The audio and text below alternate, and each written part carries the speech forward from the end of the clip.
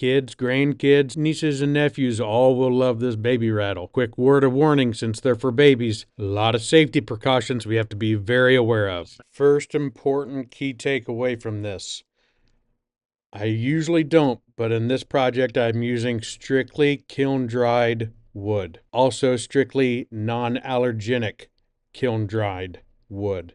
Two reasons for that. Obviously non-allergenic, we don't want anything that's going to irritate babies' respiratory issues or have any type of allergic reaction that we're not sure of. Number two, there is going to be a glue joint.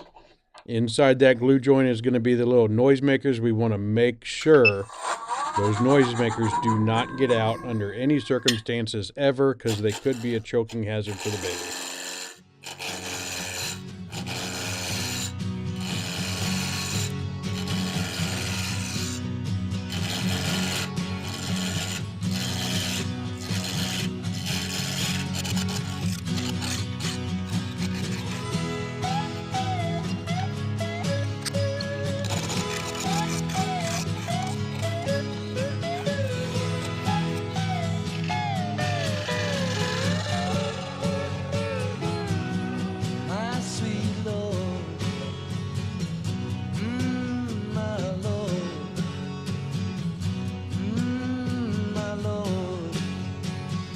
First thing we're going to do is make a handle. This is for babies, so remember it's for babies' hands, not our hands. I'm going to use my 1/2 inch bowl gouge here just to kind of take some waste away.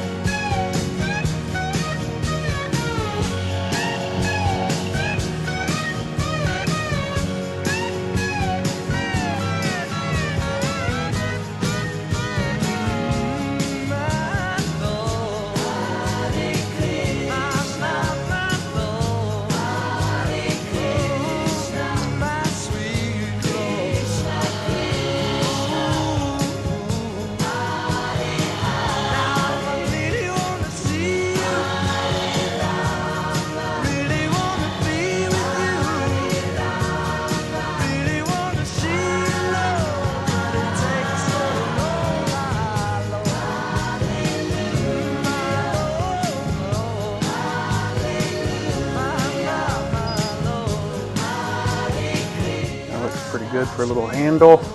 Let's sand it up a little bit.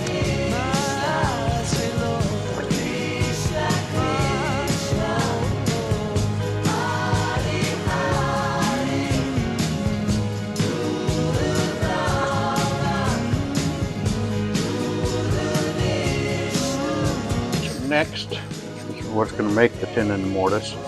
So basically all I like to do is grab the Forstner bit I'm going to use, get the size, And then we want to open that up just a little bit, about 2 or 3 mil, just to give ourselves a little bit of wiggle room. And now we're going to get ready to part this off.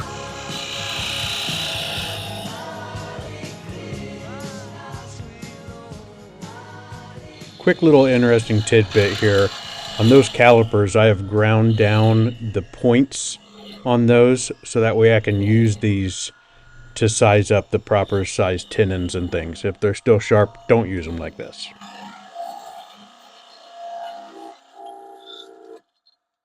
Good enough.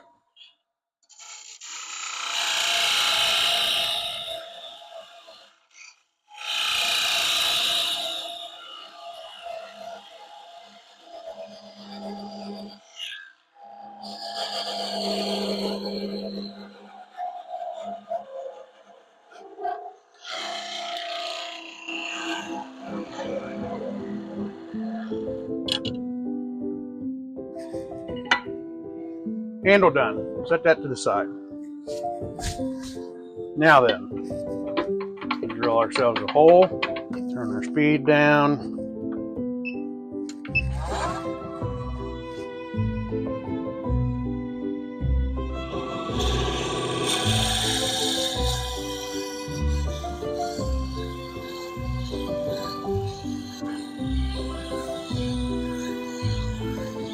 I've done a few of these, so I know pretty well where I want that hole to go. Just be cautious of that when you're turning one of these for the first time. So at this point, our handle should not fit in there because we measured a little bit big. Just give ourselves some extra room to work. So now we need to start thinking about outside shape and hollowing.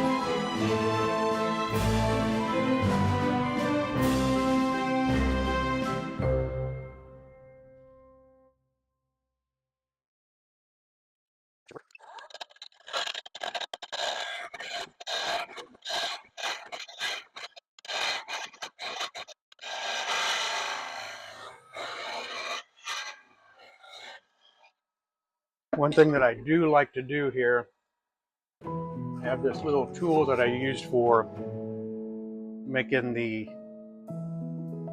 cutout when I'm chasing threads. I just use that to kind of set a diameter.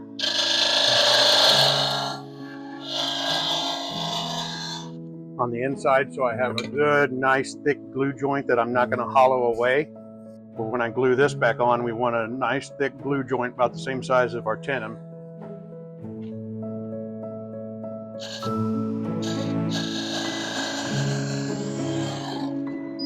clean out some of that gunk real quick.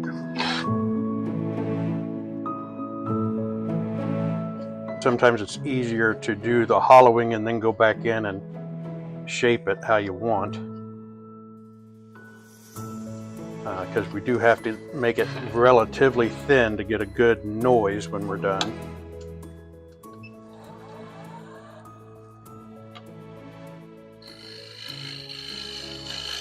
So at this stage I've hollowed out nice round inside of that bell curve.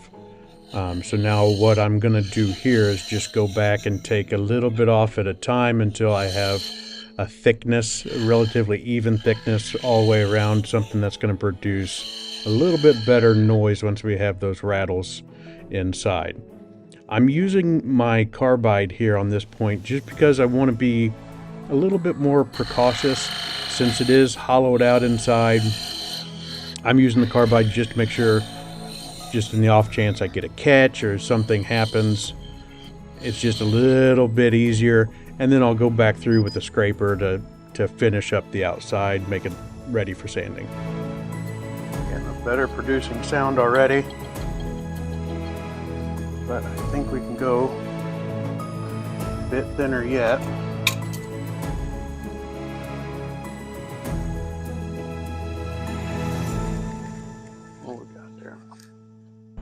Looks like we're about 8 millimeters thick, which is 5/8.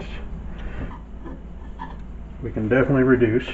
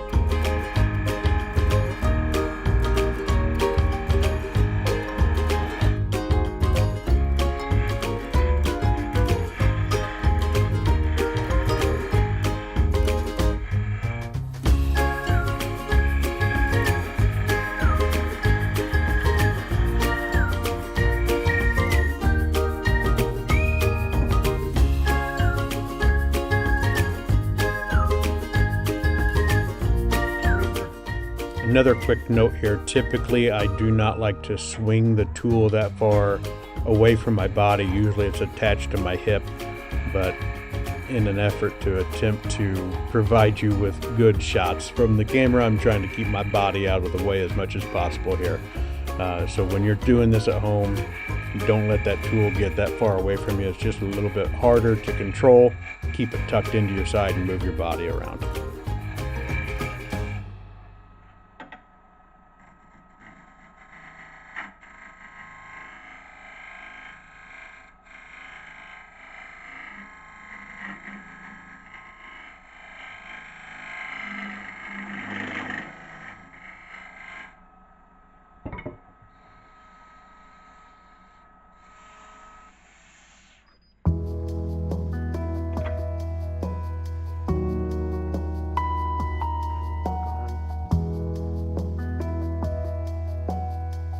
The reason why I leave this tenon a little small is because when you go in there and hollowing, at least since I don't have that swan neck hollower, I have a tendency to kind of rub on that, and that will enlarge it a little bit.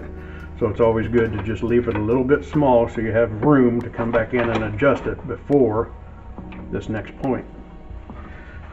So we'll just go ahead and work that open just a smidge, and I'm just going to use sandpaper because but it's actually fairly close, so I'm just going to try to sand that edge open a little bit.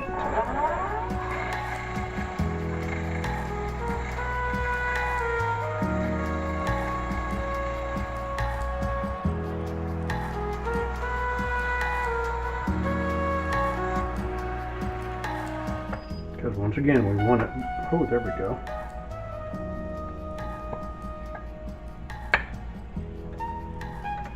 We want a nice, firm, tight fit.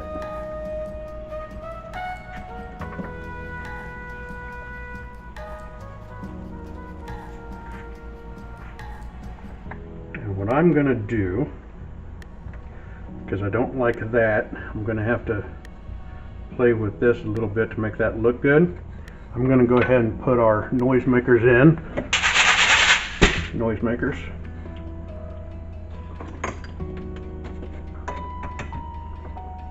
And glue on this handle.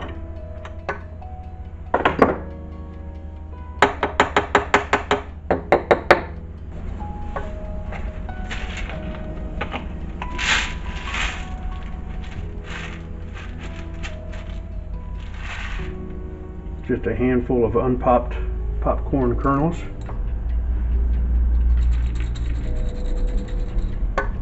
Give us a nice little sound there.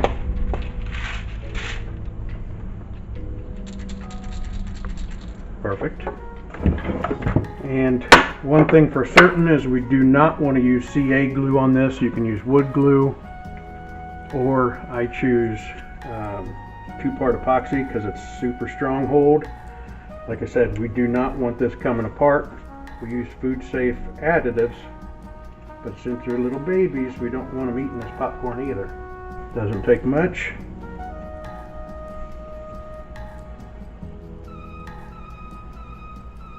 You can see the last one I did here right next to it. I used a little too much last time. Get that all mixed in.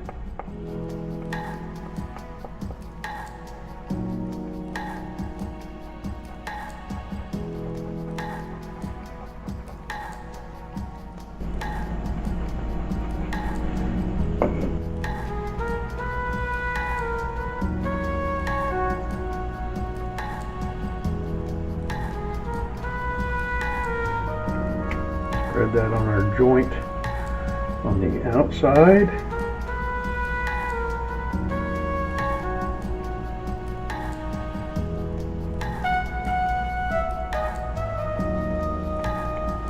And then we also want to put some on the inside here. Yep, my spatula's a little too big for this.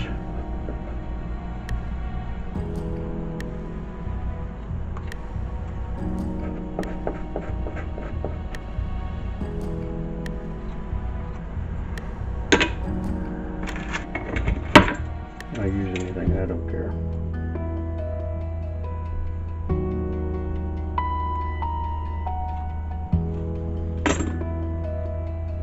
And then when we put it together, we'll give it a little twist.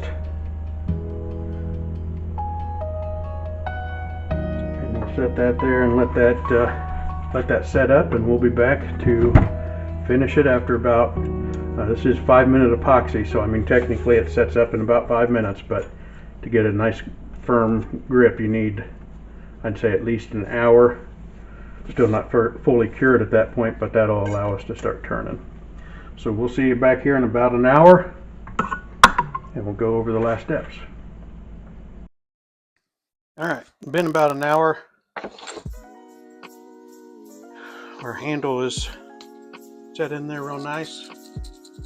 Got a nice little rattle to it. Now we're going to load her back up.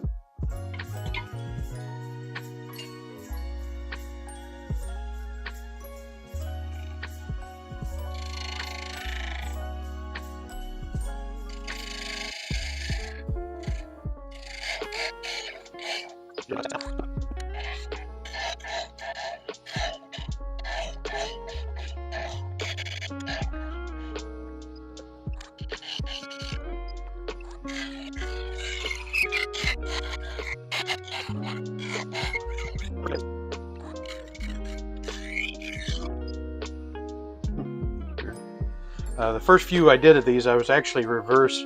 So I'd hollow it out, cut that tenon, take this off, reverse it into a jam chuck over here to finish the top.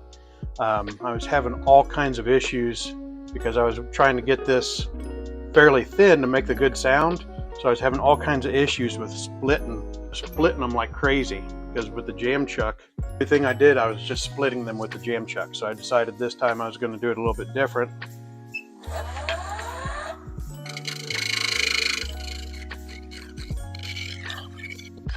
And I'll just finish it off, part it off, and then I'll sand the top separate. It's a little bit more labor intensive, I guess. It's not that bad, but makes it a little bit easier on me. So I'll go ahead and sand her up.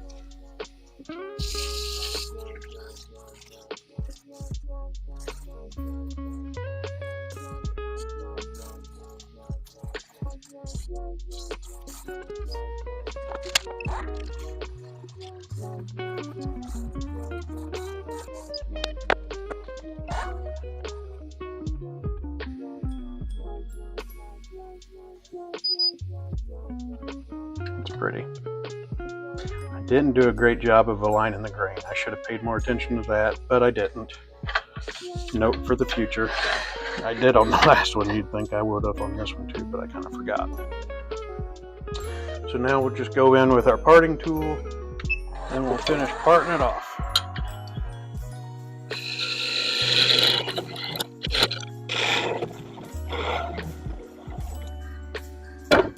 Now what I'm going to do is, got some 120 here. I'm hoping that'll be enough to kind of wear this top down.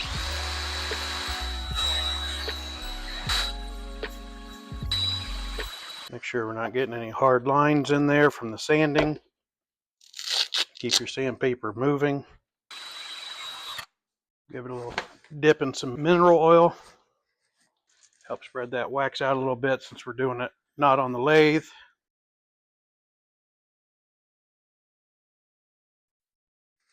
And there you have it.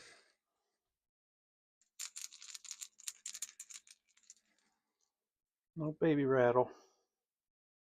Cute as a button, I think. Throwing it. I'm throwing it. Won't be the first time, won't be the last time it's thrown. Well, it is the first time, but it won't be the last time. There we go.